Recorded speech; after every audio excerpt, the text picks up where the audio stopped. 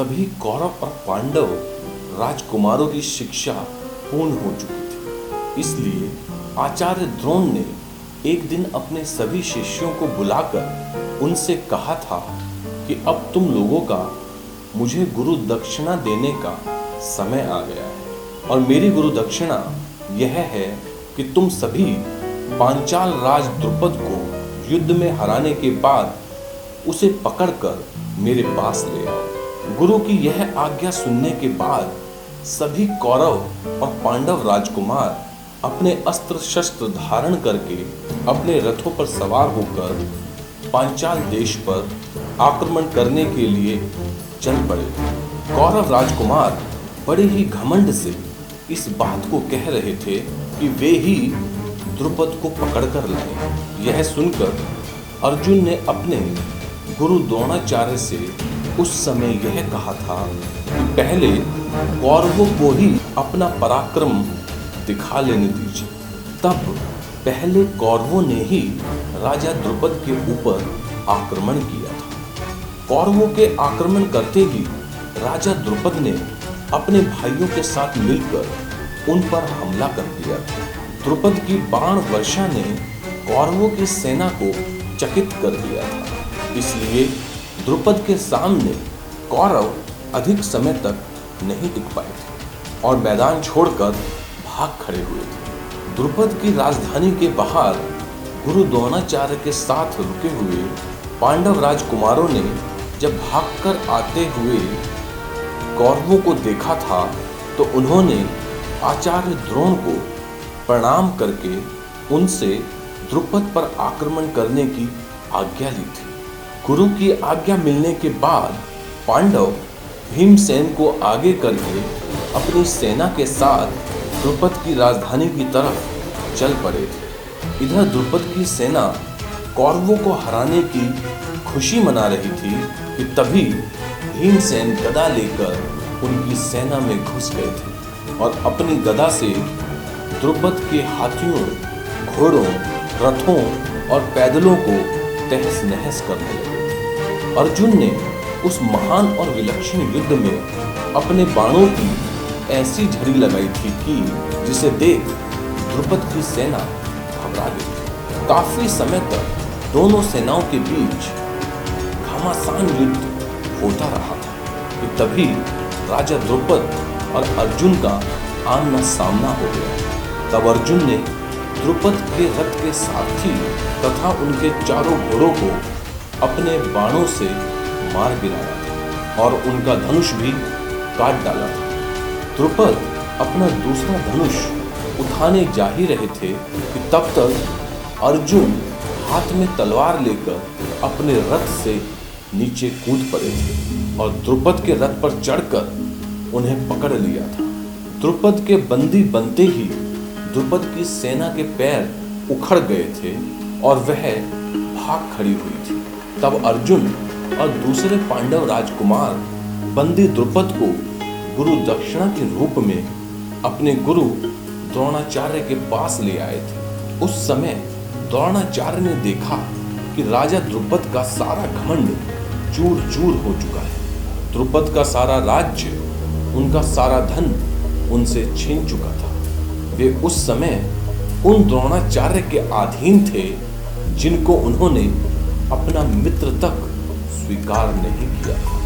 राजा द्रुपद की यह स्थिति देख आचार्य द्रोण उनसे यह बोले थे कि आज मैंने बलपूर्वक तुम्हारे राज्य को तुमसे छीन लिया है और अभी तो तुम्हारा जीवन भी मेरे ही अधीन है। द्रोणाचार्य की यह बात सुनकर द्रुपद घबरा से गए थे, परंतु आचार्य द्रोण ने उनसे मुस्कुराते हुए यह कहा था कि तुम अपने प्राणों से निराश मत हो द्रुपद, क्योंकि तुम बचपन की हमारी मित्रता को अवश्य भुला बैठे थे, परंतु मुझ में वो प्रेम संबंध अब भी बाकी है। और वैसे भी हम तो स्वभाव से ही क्षमाशील ब्राह्मण हैं, इसलिए मैं चाहता हूँ कि हम लोग पहले की तरह ही फिर से मित्र बन जाएं।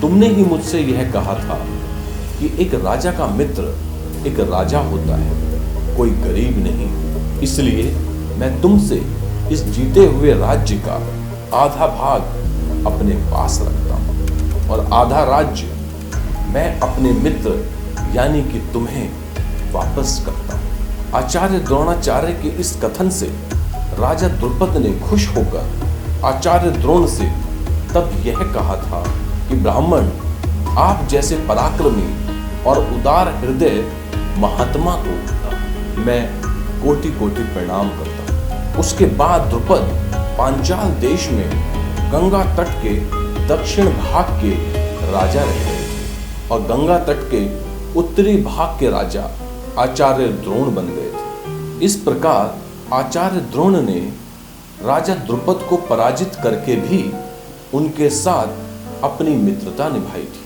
परंतु राजा द्रुपद के मन में आचार्य द्रोण के लिए एक बैर उत्पन्न हो गया था।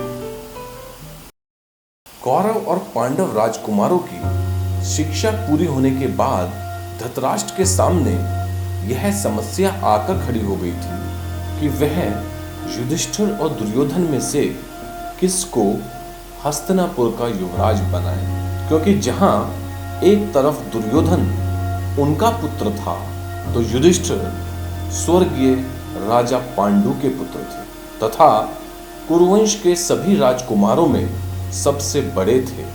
युधिष्ठिर नियम अनुसार युवराज पद के योग्य थे ही, साथ ही हस्तिनापुर की सारी प्रजा भी उन्हें ही युवराज के पद पर देखना चाहती थी। इसलिए भीष्म और विदुर के दबाव में राजा धृतराष्ट्र ने अपना मन मारकर युधिष्ठिर को ही हस्तिनापुर का युवराज घोषित कर दिया था। युवराज बनने के बाद युधिष्ठिर ने अपने शील, सदाचार तथा विचारशीलता के द्वारा अपनी प्रजा के हृदय पर अपने सद्गुणों की छाप छोड़ दी थी। इसी बीच भीम ने बलराम जी से तलवार, गदा और रथ के युद्ध की विशिष्ट शिक्षा प्राप्त की थी तथा सहदेव ने बृहस्पति देव से संपूर्ण नीति शास्त्र की शिक्षा प्राप्त की थी। इसके बाद सभी पांडव भाइयों ने हस्तिनापुर राज्य का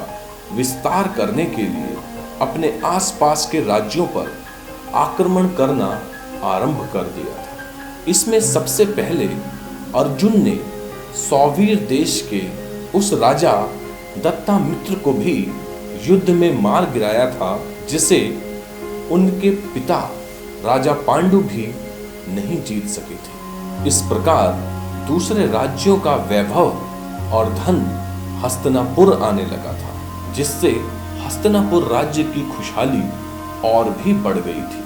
देश देश में पांडवों की प्रसिद्धि होने लगी थी और सभी लोग पांडवों की ओर आकर्षित होने लगे थे। पांडवों की इस प्रसिद्धि को सुनकर राजा धृतराष्ट्र बड़े ही चिंतित हो गए थे, क्योंकि उनसे पांडवों की यह प्रसिद्धि सहन नहीं हो पा रही थी। इसलिए उन्होंने अपने श्रेष्ठ मंत्री कणिक को अपने पास बुलाकर उनसे यह कहा था कि पांडवों की इस प्रसिद्धि से उनके चित्त में बड़ी जलन हो रही है, इसलिए तुम मुझे बताओ कि ऐसे में मुझे क्या करना चाहिए। तब मंत्री कणिक ने धृतराष्ट्र से यह कहा था कि हस्तिनापुर की प्रजा अपने युवराज युधिष्ठिर से बड़ी प्रेम करती है और साथ ही पांडव तुम्हारे दुर्योधन आदि पुत्रों से अधिक बलवान है। इसलिए नीति शास्त्र यही कहता है कि शत्रु जब तक बलवान हो तब तक उस पर सामने से आक्रमण नहीं करना चाहिए। इसलिए समय का इंतजार करो और शत्रु का कोई छेद मिलते ही उसे समाप्त करने से मत चूको। जिस प्रकार धृतराष्ट्र पांडवों की प्रसिद्धि से प्रसन्न नहीं थे, उसी प्रकार दुर्योधन का कलेजा भी पांडवों की प्रसिद्धि को देखकर जल रहा था। इसलिए उसने अपने मित्र कर्ण और मामा शकुनी के साथ मिलकर पांडवों को मारने के कई उपाय किए, परंतु वह कभी भी सफल नहीं हो पाया था। तभी हस्तिनापुर की प्रजा के बीच यह आवाजें उठने लगी थी कि नेत्रहीन राजा धृतराष्ट्र को गद्दी से हटाकर युधिष्ठिर को राजा बना देना चाहिए। यह बात सुनकर दुर्योधन बहुत बुरी तरह घबरा गया था और उसने यह बात अपने पिता धृतराष्ट्र को बताते हुए यह कहा था कि प्रजा आपको हटाकर युधिष्ठिर को राजा बनाना चाहती है। यदि ऐसा हुआ तो हमारी संतानों को दूसरे के आश्रित रहकर नरक समान कष्ट भोगना पड़ेगा। इसलिए अभी जो मैं कहता हूं आप वैसा ही कीजिए। आप पांडवों को कुछ दिन के लिए किसी भी तरह वारणावत भेज दीजिए। तब तक मैं हस्तिनापुर की सेना और प्रजा पर पूरी तरह कब्जा कर लूंगा। उसके बाद पांडव वापस आने के बाद भी इस राज्य को नहीं पा सकेंगे। दुर्योधन की यह बात सुनकर धृतराष्ट्र के मन में एक आशा का दीपक जल उठा था और उन्हें लगने लगा था कि इस प्रकार अपने बेटे दुर्योधन को राजा बनाने का उनका सपना पूरा हो जाएगा। इसलिए वह दुर्योधन की इस योजना को साकार करने में लग गए थे। धृतराष्ट्र ने अपने कई मंत्रियों को इस कार्य के लिए नियुक्त कर दिया था, जो पांडवों और देवी कुंती के सामने वारणावत की प्रशंसा करके उनको वहां जाने के लिए उकसाते रहते थे। इस प्रकार जब पांडवों का मन भी वारणावत की प्रशंसा सुनकर वहां जाने का होने लगा, तब एक दिन धृतराष्ट्र ने पांडव पुत्रों को अपने पास बुलाकर यह कहा था कि लोग मुझसे वारणावत और वहां लगे मेले की बड़ी प्रशंसा करते हैं, पर मैं तो नेत्रहीन होने के कारण उसका आनंद नहीं ले सकता हूं। इसलिए चाहता हूं कि तुम सभी भाई अपनी माता सहित वारणावत जाकर इसका खूब आनंद उठाओ। धृतराष्ट्र की यह बात सुनकर युधिष्ठिर समझ गए थे कि अवश्य इसमें कोई चाल है, परंतु फिर भी उन्होंने धृतराष्ट्र की इस आज्ञा को स्वीकार कर लिया था।